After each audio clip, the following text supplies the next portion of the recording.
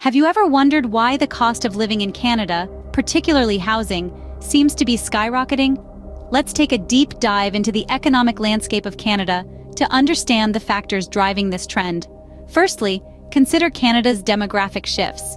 We're seeing extremely low birth rates, largely due to the high cost of living, with housing being a major contributor. An average Canadian family struggles to meet the financial demands of raising a child, and as housing prices soar, this challenge is only exacerbated.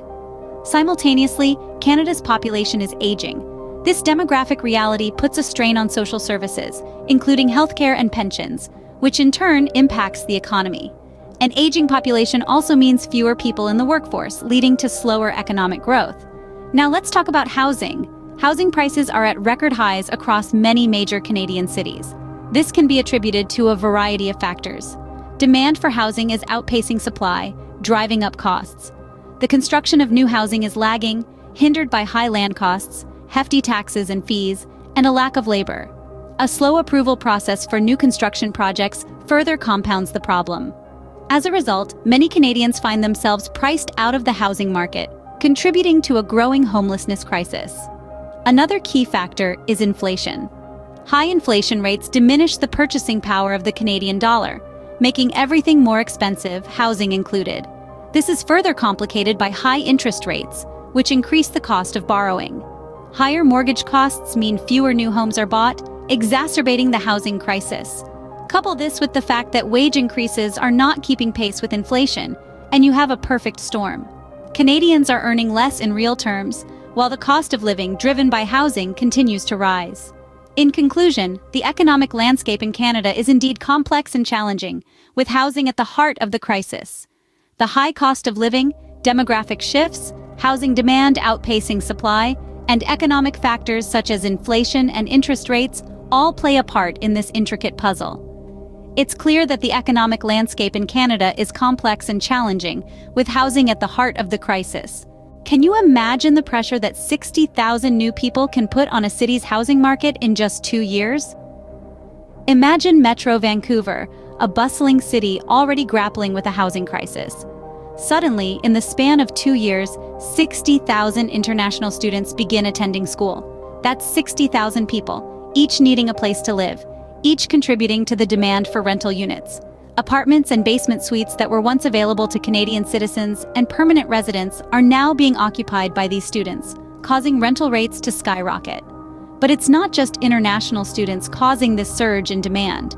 Canada is a country known for its open arms, welcoming a steady stream of immigrants every year. These newcomers, like the students, need places to live. This combination of immigration and international education is like a double-edged sword. On one side, it contributes to the diversity and cultural richness of our cities. On the other, it puts intense pressure on an already strained housing market. The situation is further complicated by the fact that these groups aren't just looking for rentals. Many immigrants and international students also enter the home buying market, adding to the competition for available properties and driving up prices. Now let's be clear, these groups aren't to blame. They're simply looking for opportunities, for a chance to build a better life or get a quality education. The real issue lies in the unchecked and accelerating number of immigrants and international students. It's the lack of a cap on these numbers that's fueling the flames of Canada's housing crisis. Our housing market is like a pot of water on the stove. The heat is turned up by the demand from immigrants and international students, and the lid is starting to rattle. If we don't find a way to turn down the heat or let off some steam, that pot is going to boil over. Unchecked immigration and uncapped numbers of international students are fueling the flames of Canada's housing crisis. Opening. What happens when the demand for a product far outpaces the supply? Well, we're seeing it happen right now with the housing market in Canada. Imagine a seesaw.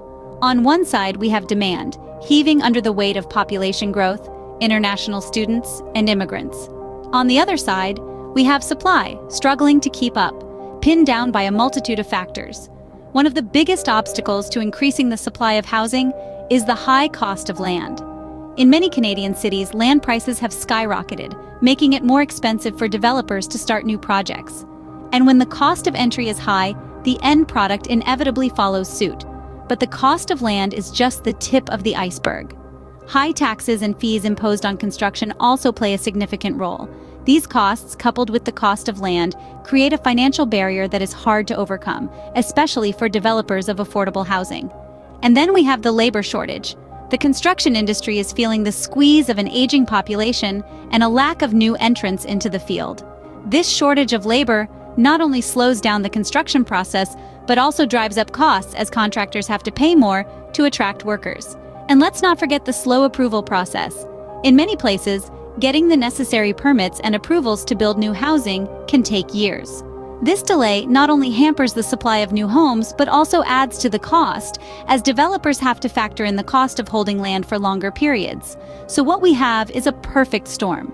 High demand, fueled by population growth and immigration, meets a constrained supply, bogged down by high costs, labor shortages, and slow approvals.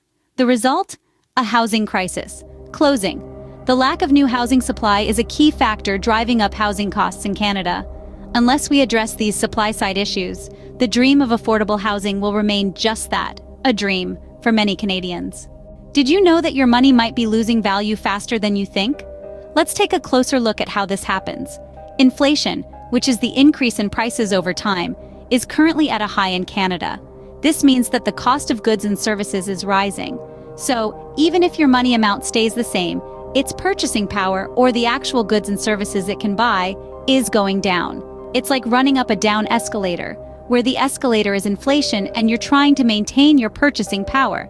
The faster the escalator or inflation goes, the harder you have to run just to stay in the same place. Now let's add another layer to this conundrum: interest rates. These are like the cost of borrowing money. When interest rates are high, it's more expensive to borrow. This can be a significant issue for potential homebuyers who need a mortgage to afford a house. High interest rates mean higher monthly mortgage payments, which can be particularly tough in a climate of high housing costs and wage stagnation.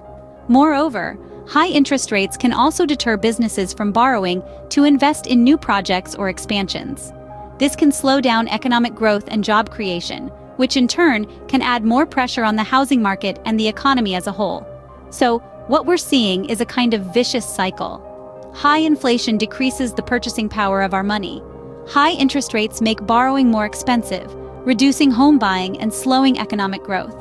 And all this happens while housing costs continue to rise, outpacing wages and increasing the strain on Canadians' budgets. In other words, the more expensive it becomes to live, the less money Canadians have to spend. And the less money they have to spend, the slower the economy grows. It's a tough situation, one that requires thoughtful and nuanced solutions to break the cycle. Inflation and high interest rates are exacerbating the housing crisis and making it harder for Canadians to make ends meet. How does it feel to work harder and harder only to find that your paycheck doesn't stretch as far as it used to? It's a question many Canadians are grappling with as they grapple with the reality of wage stagnation. Picture this. You're working the same hours, the same job, but the cost of living is skyrocketing.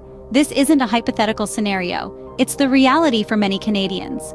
Wages are not keeping pace with inflation. The value of a paycheck is eroding, while the cost of essentials like housing, food, and healthcare are on an upward trajectory. The fallout of this wage stagnation is an exponential rise in homelessness. As people's purchasing power decreases, the safety net of stable housing slips further and further away. The high cost of living, particularly in housing, is pushing more and more Canadians into precarious living situations, or worse, onto the streets. And let's not forget about the rising food costs. It's not just about the price tag on the shelf. It's about the increases in production costs, the impact of carbon tax, and yes, inflation. Corporate greed also plays a role, with profit margins often prioritized over affordable pricing. The result?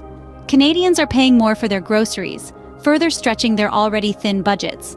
But it's not just about numbers, it's about people. It's about the single parent juggling multiple jobs, the senior citizen on a fixed income, the young person just starting out. It's about the toll this takes on individuals, families, and communities.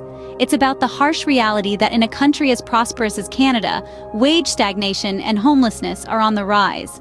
It's about the need for solutions, for policies that protect the most vulnerable, for a recognition that unchecked economic growth has its costs. The wage stagnation, coupled with rising costs, is pushing more and more Canadians into homelessness, a tragic consequence of the housing crisis.